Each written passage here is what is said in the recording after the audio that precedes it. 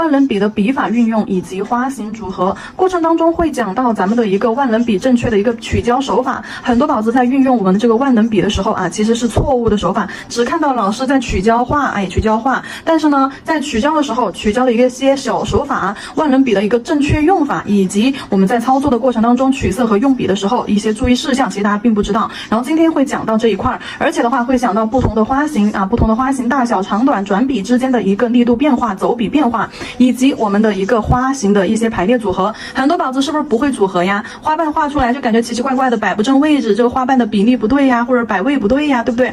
有哪一些可供大家参考的一些摆位方法，是不是？然后下面还有一些例子，对吧？有哪些花型常见的啊，或者是单枝玫瑰呀、百合呀、郁金香呀、荷花呀、蝴蝶呀，对吧？单头那个五瓣花有哪一些花瓣形态呀，对吧？单层的呀、双层的呀、完整的呀、一半的呀，对吧？就这些花型，我们也会在最后给大家做一个完整的总结啊。这是我们今天这节课的内容。首先我们需要用到的东西，万能笔啊，美甲的一个彩绘万能笔要准备好，然后呢再准备好一个彩绘胶啊，白色彩绘胶或者是饱和度高的日式罐装凝胶，这些都可以啊。首先我们把万能笔已经润好笔了啊，已经润好笔了，是一个干净的状态，已经洗干净了的，是干净的状态。然后我现在说一下取胶的一个错误手法，我们先说完之后再给大家做总结啊。首先，笔上的胶啊取出来了之后，来。我的胶取出来了之后，我可以直接就开始画吗？不可以直接在纸上或者是甲片上画，对不对？因为啥呢？因为这个时候笔上是有带胶珠的。那么它的一个错误手法就是，如果说像这样子，我的笔直接取完胶啊，直接取完胶之后，我就在后面直接开始画。来看一下，好，我笔上取完胶之后，我直接开始画。来看一下我这个花型。发现我这个花型有什么错误的？有什么就是说跟你们平时画的花型是不是有一个就是说，有个相同的错误点，就是中间没有颜色，两侧压笔溢出来的胶在两侧形成了堆积，对不对？这个是不是有很多宝子会出现这种情况，就是中间没有颜色，两边溢出来的胶在边边上形成了堆积？那这个是为什么呢？是因为我们取胶取多了，取了一坨胶之后，直接就在我们的甲面上就开始操作了。而正确的手法是什么呢？正确的手法是我们取完胶了之后，要在调色盘上先吃胶，先吃胶，把笔毛压下去，顺着笔毛压下去，左右摇摆。好，翻一面，左右摇摆，摇摆是为了干嘛？让笔毛张开啊！摇摆是为了让笔毛张开，让每一根笔毛里面都吸满颜色，然后呢，再滑胶啊，再滑胶取胶，让笔毛表面的胶是均匀的。不是成坨的，是均匀的啊！滑胶是为了让表面的胶均匀，然后转笔啊，就像压笔侧推吸胶，是为了让笔毛根部啊，笔毛里面完整的都裹上胶。好，然后我再来操作一个花瓣给大家看一下。好，压下去。那这样子画出来的花瓣颜色是不是就会更加的均匀，更加的干净一些？更加的均匀，更加的干净，就是它的旁边不会形成那种溢胶。好，压笔提笔收，更加的均匀，花瓣更加的干净，旁边不会形成溢胶啊。看一下颜色。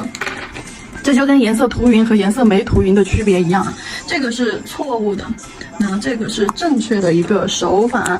这个地方理解到了没？理解到了的话，我们一起来把笔记做一下啊。我照灯给它定个型，等一下我给它弄脏了，因为这个是用胶来操作的。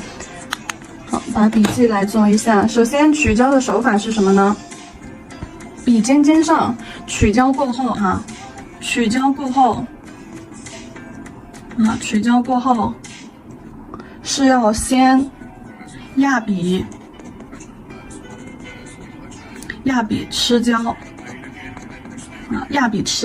压笔吃胶这个部分是为了让笔毛均匀的裹上啊，让笔毛均匀的沾上胶，然后压完笔吃完胶之后干嘛呢？滑胶，滑胶啊，滑胶是为了干什么呢？让就是笔毛表面的胶均匀。笔毛表面胶均匀。对，滑胶，然后呢，再开始就是进行操作啊。这个是一个完整的一个操作手法，就是注意事项就是千万不能够在表面上有堆胶啊，笔毛上面有堆胶，画出来的话，两边明显的一个溢胶的情况。这种溢胶的情况，特别是这种饱和度高的极黑极白这种颜色啊，它是很容易打皱的。照完灯之后，你看就会出现这种打皱的情况，因为胶太厚了，光层没有那么快渗透到底部啊，太厚，它只能照干表面那一层，里层的那一坨，那就会出现就是说没有干的情况，就会出现打皱啊。然后呢，这个是我们的一个取胶手法，万能笔的正确用法啊，万能笔的正确用法，来，接着给大家演示。万能笔的话，我们刚开始拿到的时候，笔是这样子呈一个圆柱形啊，笔尖是这样子尖尖的，但是这个笔毛的尖度它是达不到我们就是水彩笔的那种尖度的啊。比如说我们把就是水彩笔拿出来，你会看到水彩笔的毛尖会更加的尖一些，会更加的精细一些，而万能笔的毛尖会稍微的钝一些啊，就圆尖圆尖的，它不是那种细溜溜的尖，这是为什么呢？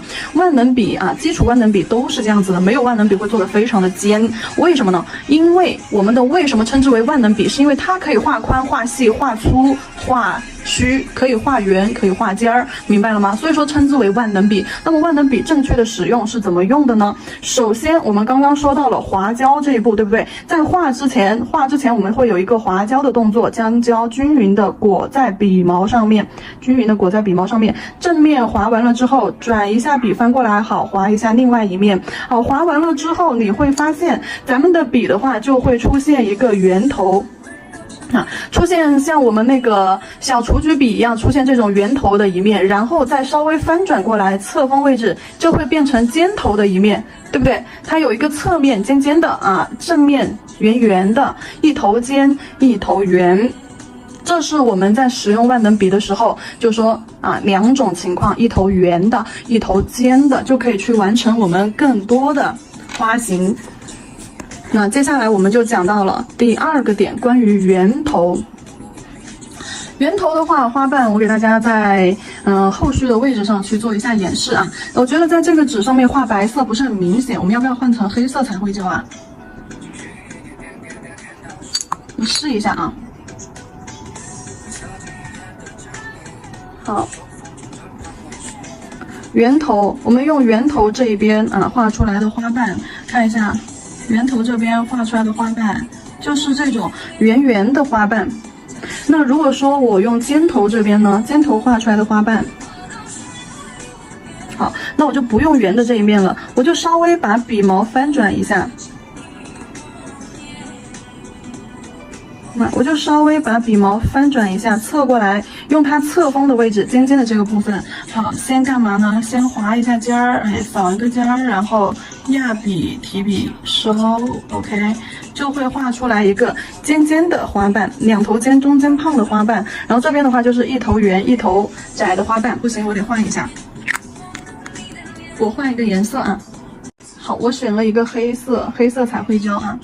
我选了一个黑色彩绘胶，然后呢，我重新吸一下色，重新先吃胶，先吃胶，左右摇摆笔毛撑开，让胶给它这样压到笔毛里面去，先吃胶，然后滑胶取胶，好，然后接下来在我们刚刚那个位置，我再给大家演示一下。好，先用圆头的这边。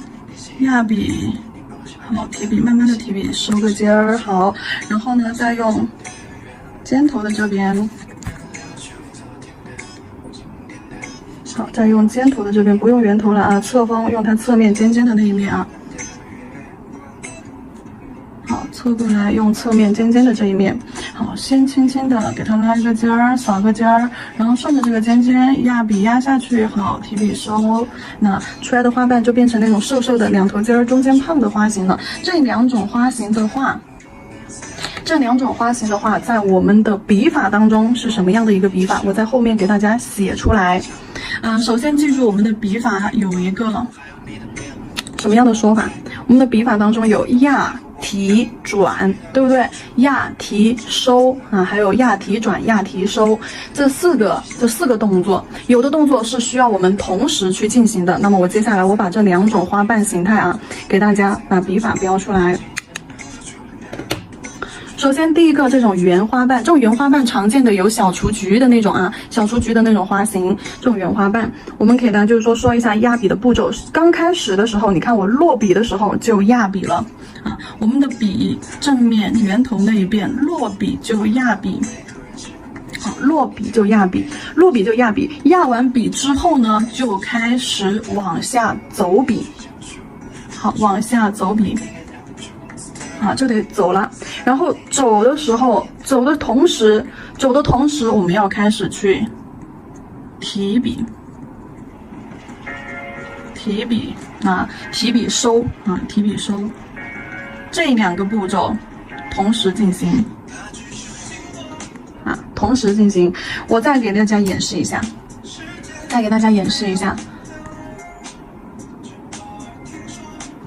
找一个空白的地方啊，比如说找到这儿，我再给大家刚刚说的那个演示一下，比如说我们的笔压下去。啊，落笔的时候，我落笔挨着甲边，我就压下去。压完之后要往下提，对不对？要往下收。如果说我不提的话，你看我画出来是不是就是格纹了？就是一个宽宽的格纹，这是在走笔啊，往下拉，这是在走笔啊，往下拉，这是在走笔。但是如果说我不提的话，画出来是不是就是一条宽宽的格纹？在走笔的同时，如果说我配合上提笔的话呢？好，先落下去啊，圆头这一面落下去就压。好，压完了之后我往下拖，一边拖一边把笔慢慢的笔手往上抬，笔往上提，慢慢的提。好，毛尖儿扫一下，扫一个须须。那走笔配合上提笔，你才能够得到这个花瓣的形态，就像一个水滴，外轮廓圆，越往花心走，花瓣越收越窄，越收越窄，最后毛尖儿收一下花茎啊，往花心这个方向去做延伸。这个就是我们的笔法。首先落笔就压笔，压笔之后走笔和提笔收笔同时进行，这就是我们一个圆头花瓣的一个行笔运笔手法。接下来再来看一下这个尖头的花瓣，尖头的这个花瓣也是重新取一下胶啊，好，取一下胶，然后用到的是咱们的一个侧面的，对吧？侧面的这个带尖尖的位置，不是圆头这面，尖头的啊，侧面位置。那你看我在画这种尖头的花瓣，这种尖头的花瓣不只是花瓣哦，也是拿来画叶子啊，也是拿来画叶子。然后看着。首先我们在开始画的时候，要先用它的这个尖尖，轻轻的哈，先用尖尖轻轻的往下走，轻轻的往下走，走一个尖尖细线出来，轻轻的往下走，然后再慢慢的压笔。好，压完笔之后，再配合上提笔收，那就会出现一个像叶子一样的花瓣，两头尖儿中间胖的这种啊。两头尖儿中间胖的这种花瓣和叶子形态啊，它的一个运笔手法就不一样，就要给大家标注一下。首先它是落笔轻啊，落笔轻勾啊，落笔轻勾，然后配合上压笔啊，配合上压笔，压完笔之后干嘛呢？压完笔之后再配合上走笔啊，提笔，这三步同时进行。好，这三步同时进行，就是按照这个行笔的笔法手法啊，自己去多练一下这两个笔法运笔手法。然后接下来这两个圆头和尖头的花瓣形态笔法的运用，给大家就说了解了。然后接下来我们再来看一下，在过程当中这个花瓣的大小变化、长短变化以及它的一个形态变化，我们需要注意什么啊？关于我们就是说花瓣的大小长短的一个变化啊，大小长短的一个变化。首先我来给大家演示一下。它的大小变化的话，和我们前面的笔法当中，哪一个有关系？关于它的大小和前面的笔法这个压笔有关系啊。这个啊，压笔是决定了我们花瓣的什么大小啊？压笔决定了花瓣的大小。为什么这么说呢？为什么这么说？首先你看着我把笔压下去。我立起来，我从这个角度你们能看到我压笔的这个力度啊。我立起来，用毛尖轻轻的去压，好压，然后往下提收。那这个色块是这么大，然后呢，我再重一点，稍微重一点，好，笔压下去，能看到我这个笔压下去。好，能看到我的笔压下去之后，这个色块的一个大小变化啊，是能够看得到的。你笔压多重，这个颜色就有多宽。笔毛散的有多宽，这个颜色就有多宽。好，我再压重一点，甚至我还要这样摆两下，哎，我还要这样摆两下。好，我再压重一点，哎，你看我的笔接触的纸面，那这个色块的大小，好，压下去，然后我再提笔去收，这个色块是不是就更大了？那我再提起来，我想要花瓣再小一点，我不用这一面，我想花瓣再小一点，我不用圆的正面，我稍微45度角斜侧，因为什么？因为我们的笔正面就是我们划胶的那一面是圆的，对不对？侧面这里是尖的，有个侧锋，对不对？那么它们两个之间45度角的时候，是不是不够圆，也不够尖？明白吧？划完胶之后。划完胶之后，有一面是这样子圆的，然后它的90度角侧面是这样子尖的，90度角侧面尖的，那正面是圆的，然后我45度角稍微侧一下，斜侧一下，它这个角度的笔就是到尖不尖，到圆不圆的，那这个角度去画，那压笔、提笔、收，发现没有？这个角度去画出来的色块，它可以更小，就可以完全根据我们笔尖压下去的这个力度来。那就是轻轻压和重重压色块的大小是不一样，能理解这里了吗？所以说花瓣的大小变化和什么笔法有关系？那它是和我们的压笔力度，压笔的力度有关系啊，压笔的力度有关系。然后接下来看一下尖头，尖头也是一样的，尖头的也是一样的。好，尖头的话，我就开始用它的侧面，那尖头就侧过来，用它的侧锋位置。好，也是，你看，那从这个角度你能看到我压笔的力度，或者是就这样，你就能看到我笔尖靠近纸面的时候，这个力度有多大啊？注意看笔尖接触纸面。如果说看不仔细的课程，你们是可以，就是学浪课程，你们是可以放大屏幕的，把屏幕放大，看我笔尖的细节啊。好，那这样子轻轻的，好压下去，然后呢，旁边。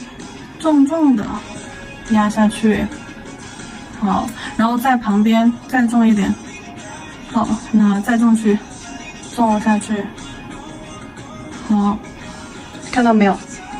这也是有一个力度变化的。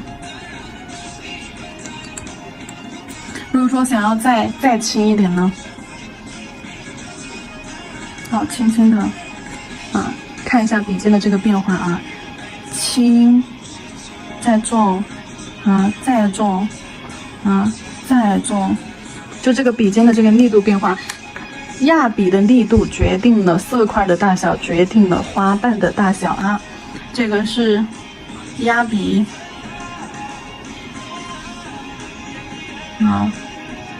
压笔力度越大，花瓣越大；压笔力度越小，花瓣越瘦；压笔力度越大，花瓣越胖越大。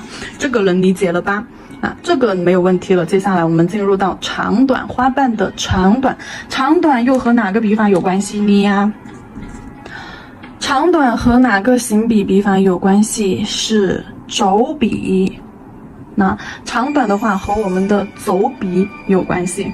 怎么说呢？理解一下，演示一下。还是先去取胶啊。好，还是先去取胶。好，取完了之后，不管是大的花瓣、小的花瓣啊，我们来看一下拉笔的这个长度。如果说，我压下去之后，我往下拖，好，慢慢的收。那你看我走笔的时间是不是很长？就拖得很长，提笔提得很慢啊，拖得很长，提笔提得很慢，我的花瓣是不是就要长一些？那么同样的，我稍微提宽一点呢，我慢慢的往后越提越快。好，慢慢的提笔收尖儿，越提越快。花瓣大小都是差不多的啊，好，越提越快。你想画多长的花瓣，完全取决于你走笔和提笔的长度，走笔和提笔的一个速度。你走的长一点，提的慢一点，花瓣就长；那么你走的短一点，提的快一点，好，花瓣就短。都是一样大小的花型，但是呢，它的一个长度变化不一样。旁边这种花型也是一样的。划一下胶了。用侧锋的位置演示给大家看一下啊。那用侧锋位置演示一下另外一种尖头花瓣，也就是叶子啊，也可以说是叶子的笔法。也是先轻轻的勾，用侧锋勾，然后压笔走笔同时进行。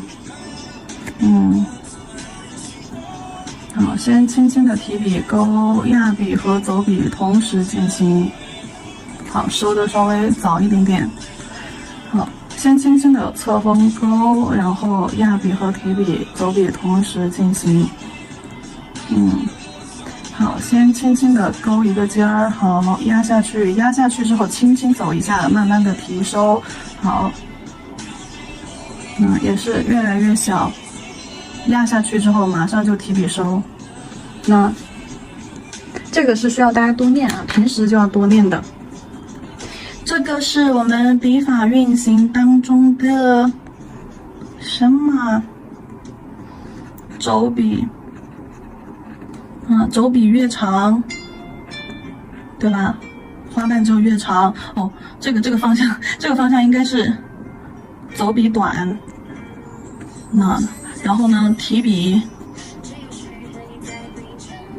走笔短，走笔越来越短，提笔越来越快，花瓣就会越来越短。那相对，如果说你往这个方向来呢，走笔越来越长提笔越来越慢，相应的花瓣就会越来越长反之花瓣就是越来越短，和这边的是一样的啊。走笔和提笔。然后接下来我们再说一下转笔。转笔的话就涉及到了我们的其他花型 C 型的花瓣和 S 型的花瓣。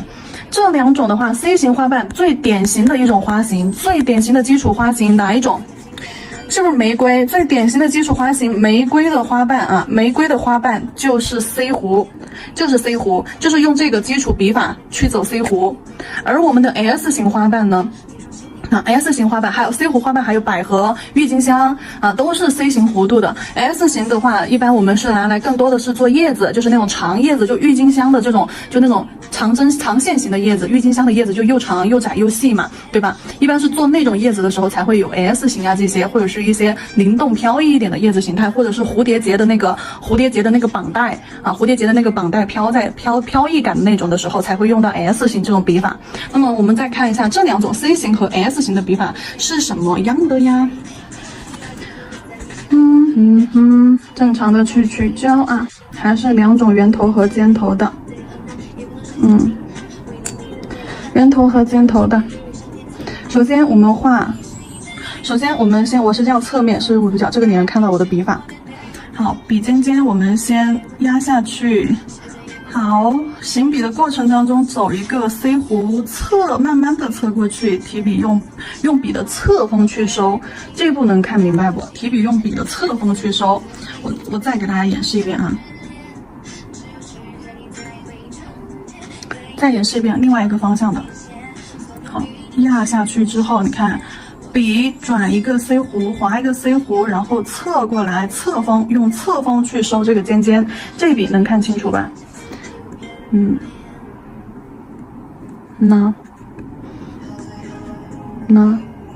压笔过后转过来侧锋收这个尖儿，多练一下这个手法。然后我们再来看一下 S 型，这个形态当中的 S 型倒是比较少见这个形态，这个圆花瓣的 S 型倒是比较少见，我们试一下。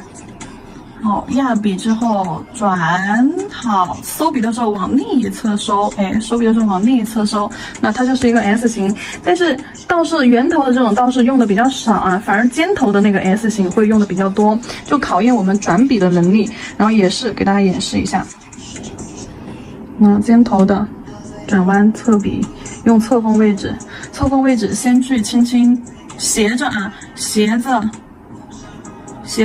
轻勾，好，慢慢的压笔，转 C 弧，好，慢慢的侧锋提笔收，啊，给它收一个尖儿，没收好的话描一下，那这样子 C 弧转弯，好，再来演示一个。先侧面轻轻的划勾一条线，压笔行笔的时候转个弯，侧过来，好，勾一个小尾巴。那这是尖花瓣的尖头的一个 C 型转笔手法，然后再来看一下 S 也是先用它侧锋这个尖尖的位置啊，侧过来用侧锋尖尖的位置，好，先斜着勾尖儿。勾完尖之后啊，压笔 C 弧，压笔 C 弧，转笔往另一个方向啊，走一个 S 型往另一个方向。本来 C 弧的话，如果是 C 弧的话，我本来应该是要往这个方向去收笔，对不对 ？C 弧本来是往这个方向去收笔，但是 S 型的话，我就要在这个本来应该在 C 弧收笔的位置，接着走笔往这个方向去收，往反方向去收，出来才能是 S 型。再来演示一个。好，再给大家演示一下啊，看清楚我的一个笔法。这个角度你能看到我笔尖的一个变化。好，这个角度。好，先勾尖儿，勾完之后压了之后，先走一个 S 型，好，往侧面提笔去收，好，这样子的话就会感觉这个特别飘逸，特别飘逸，特别灵动，就不像上面的这种直上直下的这种花瓣，就看起来那么硬啊，看起来就这种的话就稍微灵动一些啊。这个是我们的一个转笔当中的 C 弧和 S 型，然后接下来给大家看一下排列组合了。前面都是在讲笔法啊，行笔的手法，然后再讲单个花瓣的形态，然后单个花瓣形态当中的花瓣大小变化、花瓣长短变化，以及花瓣的一些转笔形态变化。然后接下来这一排我们就要把前面的所讲的内容在下面做一个结合了，排列组合技巧，是不是很多宝子画不好花瓣，就说比如说5瓣花怎么摆，对不对？之前有给大家说过一些钟表摆位法，但是钟表摆位法的话，我发现就是说你钟表画的不好，也会存在一些误差。我这里再单独讲一下钟表摆位法吧，因为这些我汉字摆位法当中我没有去讲钟表摆位啊，这里我再讲一下钟表摆位。擦一下我指头上的。钟表摆位法是什么意思呢？做5瓣花的时候，首先我们需要在12点钟方向标注出来啊，圆形的一个表嘛。好，然后在它的对面6点钟，对不对？这是12点钟和6点钟的位置。然后呢，在中间横线的位置是9点钟和3点钟的位置。然后整个去给它围成一个圆，就是我们的表。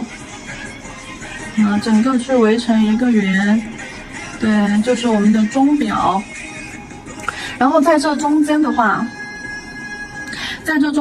就会有2点1点和2点，1点、2点、3、4、5啊，中间就平分7、8，好，在中间平分10、11，好，在中间平分。然后在它们的正中间，十字架正中间，好，十字架正中间。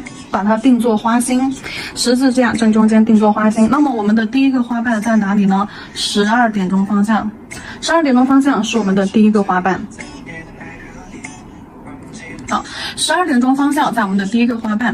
那么在这个7点半方向7点半方向是我们的第二个花瓣，第一个花瓣，第二个花瓣，7点半的方向。然后同样的。再给它斜下来，在4点半的方向4点半的方向这个位置，好，是我们的第3个花瓣。那另外2个花瓣呢？另外2个花瓣，一个是指在2点钟稍微过去一点点就2点钟，2点钟这个方向，好，2点钟这个方向，然后这边就10点钟这个方向可以稍微过去一点点，那就10点钟这个方向，好，5个点儿给它定好，分别对应的是。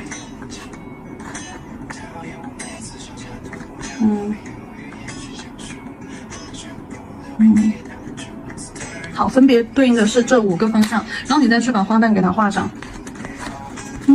这个就是我们之前也有讲过最基础的一种钟表摆位，那其他当然还有一些汉字摆位啊。你就把这些花瓣给它添上，往花心啊，花瓣往花心这个方向去扒拉。这个表画的有点大，我花瓣画圆一点。好，因为水彩纸偏粗糙一些，然后水彩纸也会比较吸胶吸油，所以说甲油胶在水彩纸上面去操作会有点干。但是呢，这里是为了让大家理解课程内容啊。好，10点钟方向，你只要把这几个点儿的位置找准了，你花瓣就正常去排就行了。注意花瓣间这个缝隙的这个宽度啊，注意花瓣间这个缝隙。当然我们就是后面的课程当中，花型现代花卉啊，现代花卉不会去画那种老派的画法，这种只是让你们练一下基础啊，练一下形啊这些。老派的画法，这就是老派的画法，就花瓣得画一样大小，得摆得工工整整、整整齐齐，长度大小得一致，不一致就不过关。这当然是在练基础的时候是这么去要求大家的，因为基础难嘛，有标准有规则的就是难。那更难的是啥呢？是在你有了基础之后，要去给它又回归到写意的状态。写意的状态是明状态找感觉，就没有一个标准告诉你必须得怎么做。那个就是得要有美感才行。那种的话和这种基础就不一样，它不会告诉你得怎么样，你要画的圆，你要画的什么什么就不会。那种的话就是一种写意的状态了，就什么状态啊？就比如说我的花瓣，我可能这个花瓣就画的长，我可能旁边这个花瓣我就画的短，那我下面可能短，旁边我可能画的长，接下来我这个又更短，那我旁边还可能配上一些就是说小的一些花瓣，你这样，对吧？就可能我这个花你看就很写意，不是那种标准传统意义上的那种，对吧？花型，但是你看它的状态。充满了自由与奔放，这就是后续我们要做到的这种现代感、现代花卉感、写意、飘逸、灵动。而这最开始我们要练的是它的一个定点摆位啊，基础花型最开始要练定点和摆位。那么钟表摆位法这里给大家加了一个，那这个是钟表摆位，关于5瓣花的钟表摆位。然后接下来给大家讲一些汉字的摆位。